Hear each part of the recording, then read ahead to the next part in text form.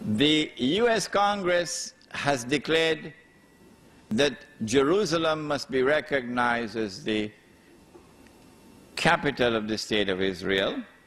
Of course, Bush can make a lot of noise. It doesn't make any difference. This is naturally going to cause tremendous anger even amongst those governments in the Arab world who shine Mr. Bush's shoes for him. Even they will become angry. And then Israel launches a missile in Gaza and kills about 12, 14, and injures about 110. Any country in the world today which had done that, the matter would have been in the UN Security Council already. The whole world would have been debating it. Send an army in this country. But Israel has done it, and Israel gets away with it. The reason for this is because there's a deliberate policy at work to get the anger of the Arab masses to reach boiling point. When they are convinced that it is now boiling point, that any little spark will catch the fire, then Mr. Bush must attack Iraq. When the attack on Iraq takes place, among the things that will result would be the collapse of some governments they are hoping. Which one, first of all? Abdullah in Jordan, which is why he's got his suitcases packed already.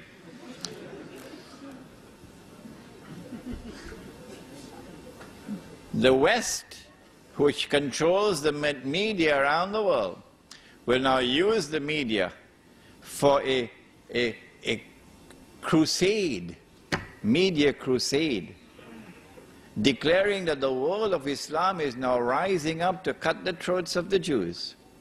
The Jews are now faced with the most perilous moment in their history.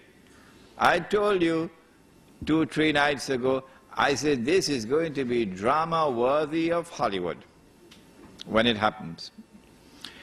And there will be even Muslims who are going to be convinced by it. It is at that time when the world is looking to Israel. What are you going to do? You've got to do something. Otherwise these Muslims are going to cut your throat. It is then that Israel says, okay, we're just launching a preemptive strike. But it's not going to be a preemptive strike. It is going to be the war which has already been planned long, long ago. It's going to be a lightning strike with the use of a military power unmatched in history. Dazzling war, called. And they will seize the oil of the Middle East. And the territory of the state will expand. Maybe that will be the knock which will bring down the whole system, monetary system. When the US dollar collapses and the rest of the world of paper money collapses, the United States can no longer function as the ruling state in the world. I anticipated, I said to you, that the International Monetary Fund and the World Bank would then disappear. That was a mistake on my part. No. All that they'll have to do is to reduce the status of the International Monetary Fund and the World Bank so they become more like small institutions which do not have any global role to play. And power will now shift from Washington to Jerusalem. Jerusalem. And now Israel will rule the world. I have used the hadith that when Dajjal is released, he will live on earth for 40 days. One day like a year, one day like a month, one day like a week, and the rest of his days like your days. To explain that the first day, it is Britain, which is the headquarters of Dajjal, using the hadith of Tamim Dari. But I said, this is my opinion. You're free to disagree with me. But if you want to disagree with me, close the door. You can't leave. No, you can't leave. If I'm wrong, you're going to tell me what the right answer is. The island of Tamim Dari. If it is not Britain, tell me which island it is. Then I said, if Britain is the island, in a day which is like a year, then a day which is like a month, it's the United States of America.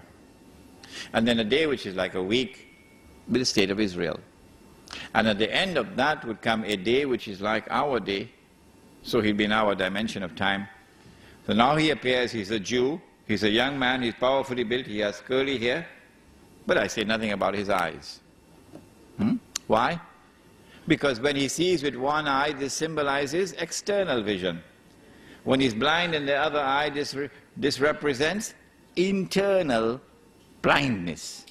So no one can understand Dajjal. No one can recognize the strategies of Dajjal, whether it be the political strategy or the economic strategy or the strategy involved in the world of women, the feminist revolution. No one can understand it unless, in addition to external observation and rational inquiry, he also has nur in his heart with which to see. The question is asked, Sheikh Imran, how can we get that nur? I have only one answer to give to you tonight. And listen carefully and ponder over it, because I'm not going to say anything more than this. If you want nur, why don't you go back in the pages of the book on history? Go back in the pages of the book of history and see who are those who were blessed with nur in our 14 years of history. That's all I have to say. Nothing more than that. Israel now rules the world for a day which is like a week, and then Dajjal appears, and when Dajjal appears we have the Imam, and then the confrontation, and then the son of Mary, and Dajjal is killed and Gog and Magog are destroyed, and then the army from Khurasan and this state of Israel is destroyed. وَلَا تُقَاتِلُنَّ الْيَهُودَ وَلَا تَقْتُلُنَّهُمْ حَتَّى يَقُولُوا الْحَجَرُ يَا مُسْلِمْ هَذَا يَهُودِيٌّ وَرَائِي فَتَعَالَ فَاقْتُلْ. And then the Holy Land is liberated, and Islam will now rule the world from Jerusalem. Good. Now then, what do we do in the meantime?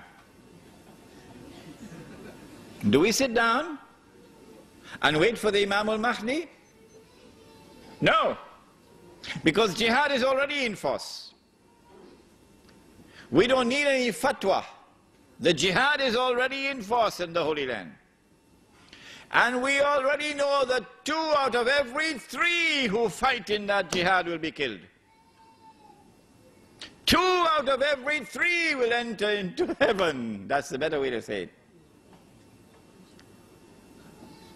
So those who live for Allah, bushra lahum, because they will die for Allah. Don't let any government change your mind. What do we do in the meantime? How do we survive in the new world of money? If we had it under the pillow, it's gone, now it's wallpaper. If we had it in the bank and we use it in a manner pleasing to Allah, they're seizing all the accounts, freezing it. What are we going to do?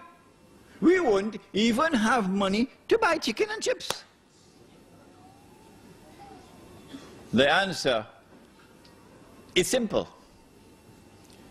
Anytime you commit sin, the sin of abandoning the Quran, which we have done, the sin of abandoning the Sunnah, which we have done, we recognize that tonight. Then Allah subhanahu wa ta'ala knocks on the door of our heart and He says, Tubu ilallah. Tubu ilallahi tawbatan nasuha. Turn to Allah. Turn away from the sin. And when you turn, turn with sincerity. Turn with integrity. Don't turn watching behind your back. I'm turning away from it.